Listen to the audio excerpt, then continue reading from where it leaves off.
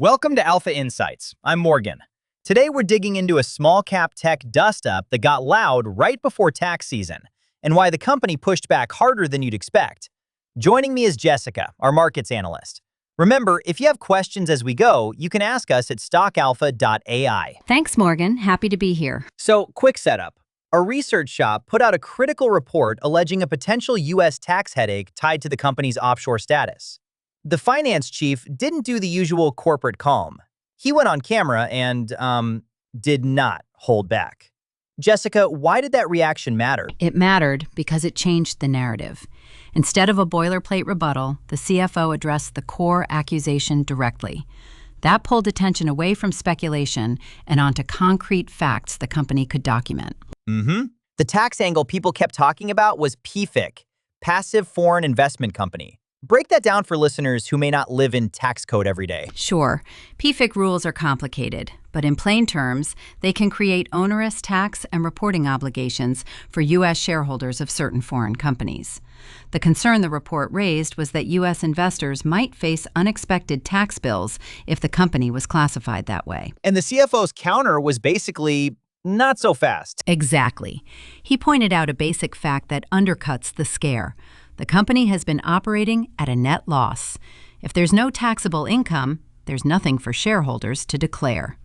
Analysts note that a net operating loss changes the immediate tax picture significantly. Right, so the headline tax alarm collapses if you dig one level deeper. Interesting. Right. And beyond that, the company committed to giving shareholders the data needed for a qualified electing fund election, a QEF, which is a formal way for U.S. holders to deal with PFIC issues going forward. That was a practical, process-oriented response. The report also criticized the company for lots of pivots and minimal revenue since 2020. The CFO pushed back on that too. What's the evidence he used? He pointed to actual commercial activity. There's a $5 million production order for an 800 gigabit optical engine, and the company has invoices from a customer that was recently acquired by a larger chip company. Those are tangible transactions, not press releases or partnership promises. So this isn't vaporware, at least based on those invoices and orders. Data suggest these are real shipments and revenue recognition in the future. Of course, small cap execution is always something to watch, but commercial invoices reduce the credibility of the no revenue line. Honestly, I was a bit surprised by how forceful the CFO was.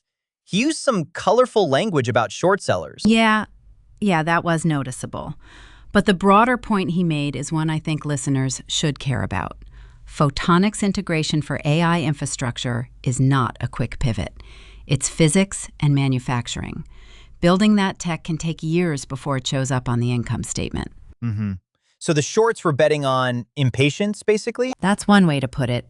The short report read like a pressure campaign, using the PFIC angle as a sharp tool. But the company is moving to address the issue, providing QEF data and pursuing re-domiciling to the United States. Those moves would blunt the core of that tax thesis. And the market reacted. The stock jumped about 18% the next Monday, and it's up roughly 30% year-to-date, more than doubled over the past 12 months. That tells you something about momentum and sentiment, but not everything. Right. Momentum indicates renewed confidence, at least in the short term. But I want to be clear for listeners. This is informational. Analysts note the company still faces execution risk, and small cap stocks can be volatile, especially around disputed research reports. Understood. Quick reactions, short segments. Interesting. Right. Okay, final practical takeaways, Jessica? First, a tax scare is only as scary as the data backing it. The company's net loss and the QEF path matter. Second, commercial orders and invoices are meaningful de-risking events for a hardware company. Third, conversion of legal domicile to the United States would reduce future PFIC exposure, but execution and manufacturing scaling still matter. Great. And a reminder for listeners, we are sharing analysis, not personalized investment advice. This is for informational purposes only. Exactly. Look at the data, follow the filings, and be mindful of volatility in small-cap tech names. Key takeaways for today. The tax alarm was overstated given the company's losses and corrective steps.